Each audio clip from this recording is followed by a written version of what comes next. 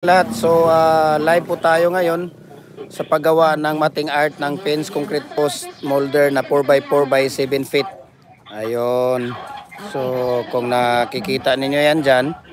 Yan. So ganito po ang paggawa namin ng fence concrete post molder. Ayan. Day! Mari ay. Ayan. Kuwari sa nabigay na yan ako radyo. Video isa si Kwan. Video lang, video eh. Ganito eh. Kaya ako sang kuano lang.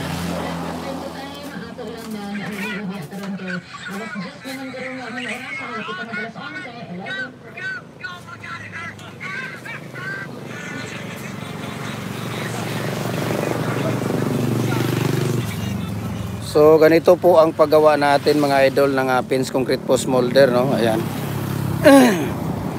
So kailangan lang nating talian ng maigi yung tawag dito. Ayan. So sa 7 feet mga idol, dapat 7 feet din yung stirrup na gawin mo, no? Ito isa. Ano mo yan dong? Bilangin mo yung stirrup na ano mo muna. Ayan, bilangin mo.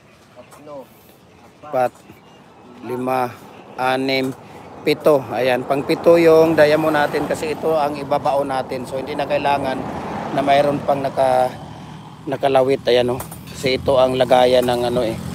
Lagayan ng barbed wire, lagayan ng kung ano-anong gusto niyong ibabakod, no? Kung gusto niyong i-welding, kung ano yung gusto niyo, yan ang lagayan niya. So